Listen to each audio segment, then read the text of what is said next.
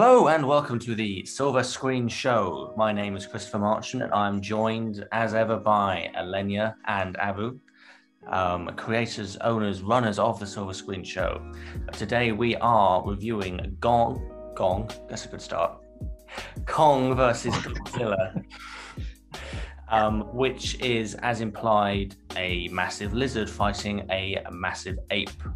So this was supposed to be a big blockbuster film. Obviously, COVID disrupted things a bit, although it still managed to achieve a wide release in many countries and still make quite a lot of money.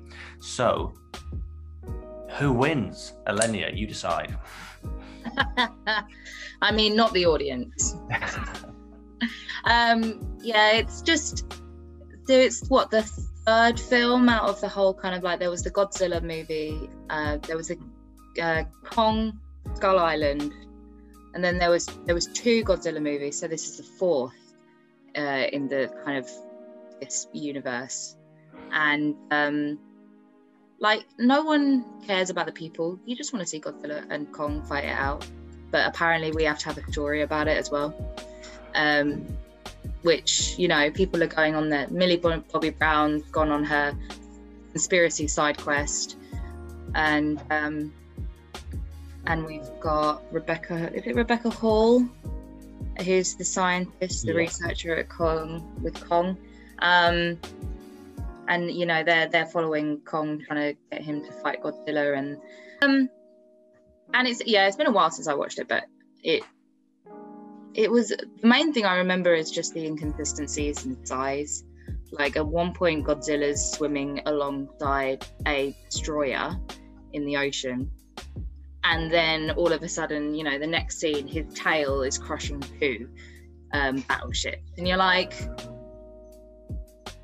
really? That does not compute. His tail just got erect, man, and it gets 2 times bigger.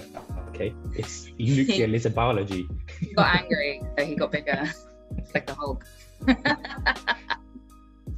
What did you think, Abu? I honestly think I enjoyed it, because I think it's one of those films you need to watch in the cinema to really enjoy it. I think the sound and just the visuals is amazing. It's got like a Pacific Rim kind of vibe to it. Yeah. Just two behemoths just colliding, and it's shot really well. Like, some of the fight scenes, let's be honest, we're not going there to watch the plot or the character development. This isn't the part. If you're going in looking for that, you won't like it. But you know what you're going in for. You're going in just carnage, and the carnage is done really well. And they kind of do it in a way where Kong sometimes has upper hand, Godzilla sometimes has it. Even though there is a clear winner by the end, you kind of know who's the more dominant. But they kind of give each one to shine in its own way. I just think the one thing that really did let it down is just the human cast was just so. I mean, I understand the need of some humans, but I think the Millie Bobby Brown and her side quest was just so unnecessarily long and unnecessary in general that it just really killed any momentum the film picked up. Like, you see a massive scene where they're using like Kong picks up a plane and throws it like a shuriken. This is just ridiculous. Then it cuts to a team, 2 kids from school trying to sneak into a military base, and it really just drags it back so much. And the only reason they're really put in there is just so the end point they can do something. So it's just they really work backwards from, like, how can we get this event happening? And just thought, we'll use these characters and work backwards. And it's just, they literally just kill any drive in it. And that's the main thing that really annoyed me, because I want to see more giant lizard punch giant Monke. Monke. Exactly, I agree. Like, the pacing was really kind of put off with that side quest, and you're right, it was completely shoehorned, and it's like, well, we need them to do this, but someone else probably could have done it. And you don't go to a monster movie to see people, and like, I get that, you know, sometimes you have to have a human element to have, you know, the audience to see themselves in the movie or whatever, but you're literally going to see a giant lizard fight a giant gorilla. Like, I don't need to be in that movie. I just want to see some cool visuals. I need to see buildings being knocked down and punching, lots and lots of punching. So human characters do work sometimes fights, like with Pacific Rim, where like Idris Elba's character was so charismatic, you actually cared what happened for this guy. I'm cancelling here. I don't care for any humans.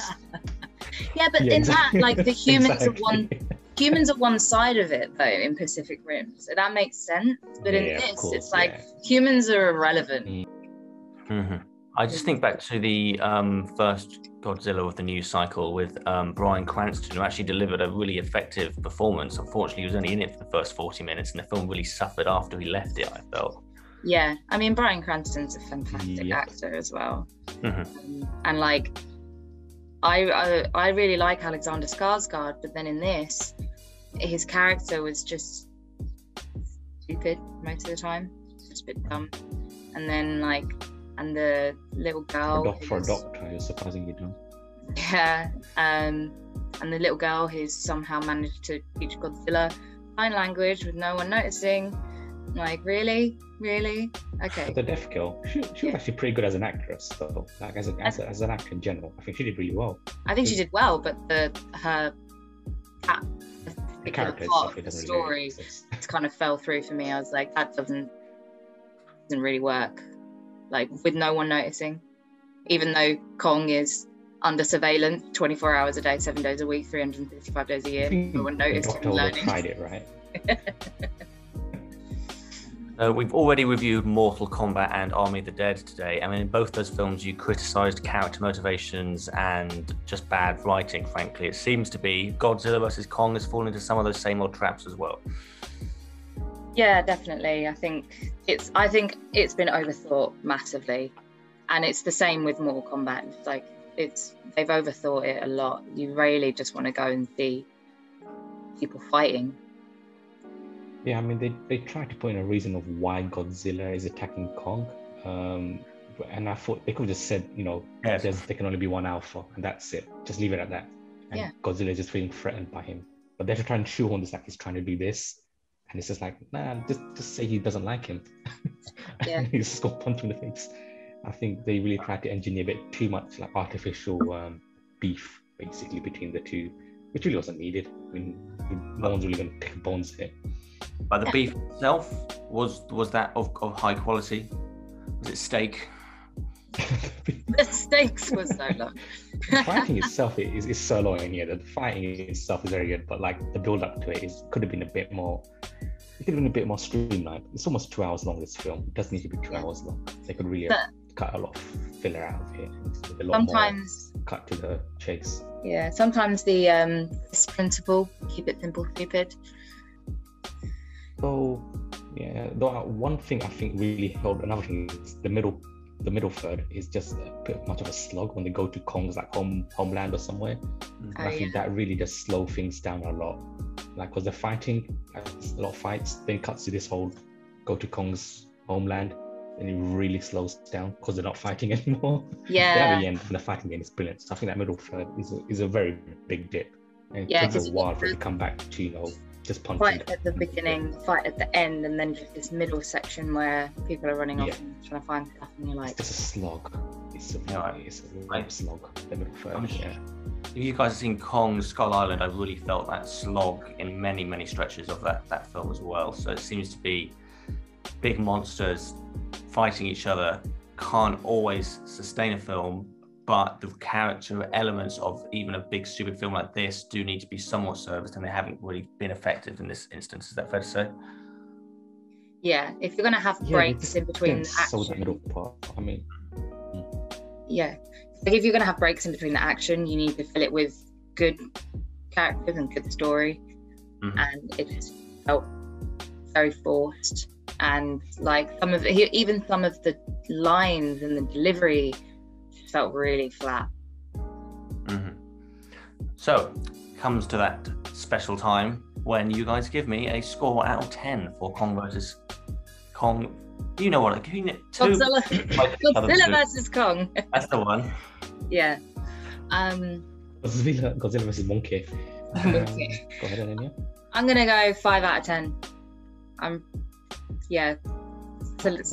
Solidly in the middle. All right.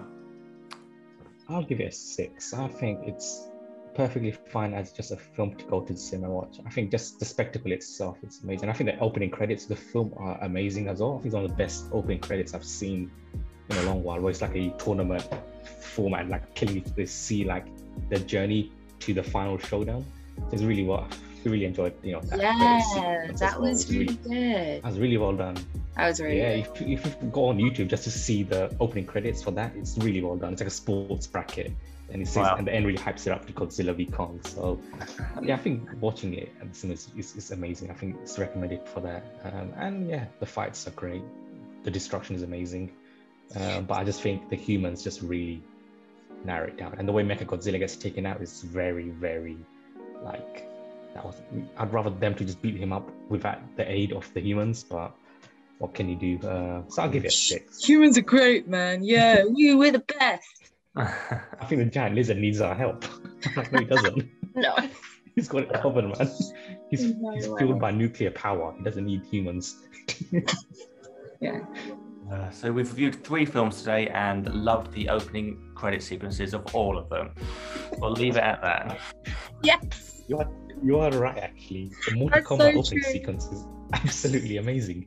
It's like they got bored after the first couple of days of filming.